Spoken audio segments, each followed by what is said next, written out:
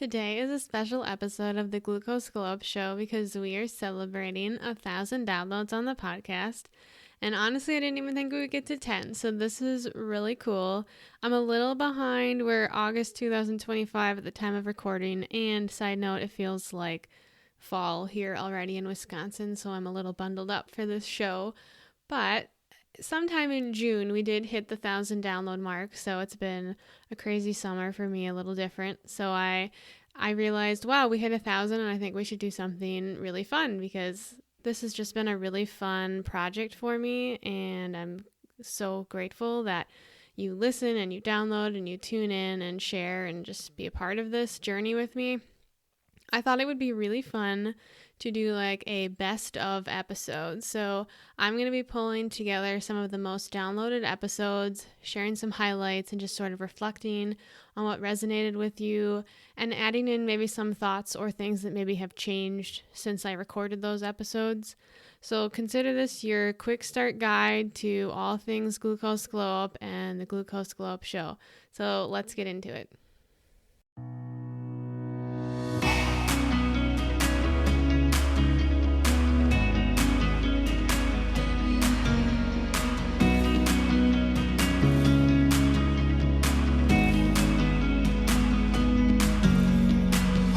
Hey there, I'm Katie, and welcome to the Glucose Glow Up Show, where I'm making blood sugar balance for non-diabetics not just important, but actually fun and approachable. I'm a girl mama, problem solver, wellness advocate, and someone who turned a deep dive into metabolic health into real-life results, like healing my insulin resistance and unlocking my fertility journey. This podcast is your backstage pass to everything I've learned and I'm still learning about glucose, longevity, how to beat your cravings, and stop feeling hangry. Why does this all matter? Because when your blood sugar's in check, everything just feels better, from your mood to your energy and overall health. Here we'll talk about glucose tracking, eating for balance, optimizing your health, fertility, navigating the healthcare system, a holistic approach to wellness, and biohacking your way to feeling amazing for years to come. I'm in the trenches right alongside you, working daily to manage my own glucose and have more energy for the things I love. So whether you're ready to kickstart your health, deepen your understanding of how food impacts your body, or just want a relatable space to learn and grow, you're in the right place. Let's get glowing. In no particular order, I am going to start with episode number 19 highlights, and that was Building Awareness Around Your Glucose, a Beginner's Guide. So this was one you really liked and was one of the top downloaded shows. And I think it probably struck a chord because some of us are maybe realizing we don't need to wait for a diagnosis to start paying attention to things in our health. And so I dove into the research and started realizing glucose was something pretty easy to track, something pretty easy to pay attention to, and it just affects so many things in our body. And our metabolic health is really important. It just impacts so many things. So I talked a little bit about how it's just foundational for our health. For me, some of it was fertility, mood, energy. But for you, it could be you do have a diagnosis or you don't, or you're just trying to keep tabs on your health in a new way instead of just tracking your steps or something like that. Glucose gives you sort of like a feedback loop, like, okay, I ate this and now I feel like this. Like, you don't even need to be necessarily wearing a CGM or using a glucometer. Like, you can just understand and like notice how your body's feeling, and that's a little bit of what I did, and I talk about that in this episode, and food journaling, and just like taking notice of how I feel after I eat certain things or after I exercise, and you just start to realize what's going on in your body. It's a very good starting point. You don't need a glucometer to start if you don't want. You don't need to wear a CGM. Honestly, you don't need to wear a CGM ever. It is nice, but in this episode, it was more about just understanding and learning your body a little bit without any of those, without knowing your numbers. A little bit of knowing what your labs are when you go into the doctor's office, so having an understanding of like where your base is. And then from there, just tracking at home what you're eating and how you're feeling. So it's really just becoming aware and getting started and knowing that glucose is something that's really easy to change pretty quickly if you understand what's going on and what you're eating and what you're doing and how all of that is impacting that. So I talk about that in this episode, just how I got started, some of the things that I do, and just like an easy way for you to get started at home. The next episode is episode number 17, Stelo by Dexcom, my honest review of the new over-the-counter CGM. I will start off by saying when I recorded this episode, some things have changed since, and I need to update some of my review of it. But essentially, the over-the-counter CGM came out last summer. I think it was around June 2024. So anyone can now purchase a CGM over-the-counter. You don't need a prescription. Previously, I was getting all of my CGMs through a prescription through my Levels membership, and I still do that on occasion. And in this review, I did say that the Dexcom Stelo does not integrate with the Levels app, and that really irritated me. As of, I think, a few weeks ago, Dexcom Stelo and the Levels app now do integrate in real time. Previously, it was like a 3-hour gap in data, but they do now also offer the Dexcom Stelo through a Levels membership. So that has all changed since I recorded that review. So that was one thing that I didn't like because it wasn't an immediate feedback loop. So I would, put it into the Levels app, but the data from my CGM wouldn't make it to the Levels app to show me what was going on in real time. It would take 3 hours. So at that point, it felt really frustrating because that was the first time that I didn't use a real-time CGM. But otherwise, it was easy to apply. It was super fast shipping because I ordered it directly from Dexcom. And affordable as far as CGMs go. So I did the subscription. So I did like 2 of them. And like I said, I got them the next day, and it was like $89 for 2, which is less than half of what I was paying for some of the prescription ones. So that was intriguing to me.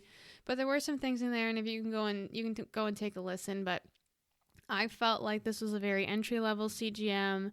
I felt like it was pretty inaccurate compared to other CGMs that I used. So that there were some things that I liked the price, but I didn't like that it didn't integrate with Levels, and I didn't really love the inaccuracy if that's some of the things that you're looking for. It was off by even as much as like 40 milligrams per deciliter compared to my glucometer, which it's not unusual. And actually, it's always going to be different than the glucometer because it's measuring different things, the CGM and the glucometer. But to be off by that much, that was pretty significant, like all the time. So I felt like it was a good budget option, an entry-level CGM, and something to use if you just kind of want to look at the trends. The next episode was episode number 2, what I learned from wearing a CGM for 10 days. So I recorded this in 2024, and I've been wearing a CGM since around 2020. So I did take a little break. I wore one during my pregnancy in 2021, a little into 2022, and then I took a break.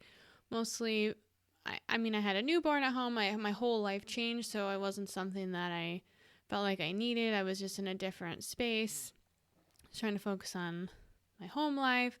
Sleep wasn't great. I knew like all of these things were affecting my glucose, and I felt like I just had a really good understanding of it. So I didn't feel like I truly needed it. So that's kind of why I took a little bit of a break, and then I dove back into researching more on glucose and wanted to share a little bit more about it and wanted to try different CGMs. So I started jumping back into the Levels app. I did a few things differently, and I talk about this in this episode because when I started wearing a CGM in 2020 compared to wearing a CGM in 2024, I was in very different places, and I had already had a pretty good understanding of that initial, oh, okay, my body doesn't do well when I eat this, or when I do that. I had a pretty good understanding of my body, so I didn't necessarily need to be doing experimenting, but I talk about that in here. So just like little things, that came up during those first 10 days, just for me, like how much I enjoy knowing those numbers. And then just comparing it to like I'm less tired and have more energy, and it just, life feels a little different. I did learn that I need to investigate products a little closer. I definitely had a few areas where I felt like I knew that was a good food, and then I was still having those massive spikes. So definitely not just going with the front of the package and feeling like, oh yeah, that's good. I like needed to remind myself, like, we need to flip this around and kind of investigate a little bit more, like what ingredients are in here that could be spiking me personally. And I touched on this a little bit, but just my lifestyle and sleep deprivation and just being more susceptible to spikes and crashes, just being extra tired, having a baby, just life changed a lot. So there was definitely some more mindfulness and just needing to be a little bit more intentional at times. That wasn't always possible, but little things like that I learned. I talk a little bit more about some of those things in this episode, like my go-to meals and kind of what to do when you want to get back on track. And also, like timing of meals, or how some meals affect you on certain days and the same meal doesn't affect you the same way at a different time of day or after a certain activity. So I learned things like that and talk about that in this episode. So definitely check that out if you're kind of interested in kind of knowing some things that I learned as almost like a second round CGM user. The next episode was episode number 10, Holiday Health Hacks, How I'm Keeping Glucose Balanced While Enjoying the Season. This was recorded in November of 2024, so right ahead of Thanksgiving and Christmas here in the U.S. So there was a lot of things I was trying to do around that time to kind of keep myself motivated, and I recorded this podcast, sort of outlined some of the things that I was doing to try and keep myself accountable, because I think there's a way to enjoy the food and still keep your glucose stable. I am not someone that is like, don't enjoy whatever you want to eat. But, when you just eat the rolls and mashed potatoes at Thanksgiving, that's a different story. So I talked a lot about some of the different things that I was doing, like I don't save calories for Thanksgiving dinner, and, I don't go all day without eating and then save it all for Thanksgiving. That's not something I do. So I talk about some of the things and snacks that I eat beforehand and just things that I do so that I'm not starving leading up to the meal, or like, because for us, we usually go to several meals within like a few days for Thanksgiving and Christmas. It ends up just kind of being just a lot going on. And even like simple shifts, like making sure I'm taking short walks. It's harder to do that in Wisconsin when it's cool, but I try and get myself out there and move anyways because it's super helpful. So I just talked about that, and even just simple things like just frozen veggies, because we're always on the go. Like, I'm not going to be doing this big meal prep thing in the middle of the holidays. It's just super unrealistic. And now I'm trying to make the holidays magical for my daughter. So there's just a lot of components. So just some of the simple ways that I try and make things easy.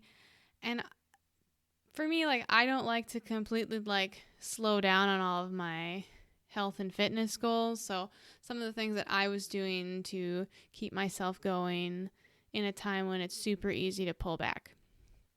And finally, the last episode that I'm going to touch on here that was highly downloaded was episode number 1, Why I Track My Blood Sugar Even Though I Don't Have Diabetes.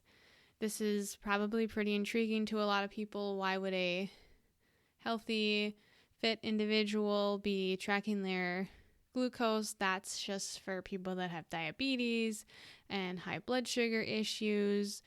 Like, I don't need to worry about glucose because I'm not a diabetic. I'm not pre-diabetic.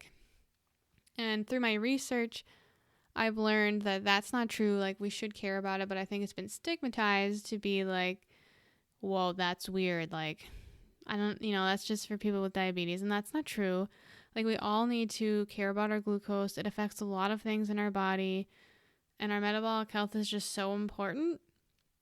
And so it's definitely about making sure you know your labs. So I saw my labs, and I know they weren't telling the full story, but I tried to get more information from my doctors, and it's like, no, you're fine. And I'm like, well, for me, we were looking at optimizing our health for a future pregnancy at the time, and optimal is definitely better than just being in the standard range. That is where I stand. Some people are happy just being normal, in the normal range, and I didn't accept that. I didn't accept that being at the high end of normal on any lab was a good idea. So part of this was, working with a naturopath, but I went in all in and kind of did my research on glucose, started with the CGMs, found levels, and just sort of discovered so much more about why people should be tracking blood sugar. For me, it started with the fertility and like future pregnancy, but it turned into so much more than that. And that's why I want to share these things with people, because tracking isn't like, it shouldn't be daunting, and it shouldn't be something like you're afraid of. It's just like about empowerment and knowing your body. That's really what this is about. Like, I've learned so much about my body, and I know when things are off now. And glucose just impacts so many things. And like I've said, I think a few times on this show, it's pretty easy to start making some simple lifestyle changes to change those levels, even within a few weeks, a few months. Like, if you are on the higher end of normal, it's not too late to make changes. Even if you're outside of normal, it's not too late. And even if you just start to have a little awareness, one of the episodes was like building awareness around your glucose. Just having awareness, like, without sitting here and tracking every day. Like, maybe I got a little crazy, but I'm doing all this research, and I want to share it with other people now. So you don't have to go crazy, but I think having an awareness, knowing your labs, and just understanding that it is important, and it's not just for diabetics. That's basically what that episode was about. And I started with that episode because I don't think people without diabetes are really talking about glucose. So I felt like that was a unique starting point with the podcast, and I'm excited that it resonated with other people. Just to close out, I just want to thank you for being here and listening and helping us hit the 1,000 download milestone. It's been such a fun journey, and I'm feeling like it's just the beginning. I didn't know if I was going to like podcasting, but it's been really fun for me, so I definitely want to keep this going. And I have some really exciting things coming up on Glucose Glow Up here in the next few weeks, hoping fall here in Wisconsin will bring lots of fun new things. So I'm excited to share some of those things coming up. But in the meantime, if you like the show, you loved this episode, I would love it if you would share it with a friend or leave a rating or review. I think it would really help other people find the show. So here is to the next 1,000 downloads. Until next time, keep on glowing, everyone.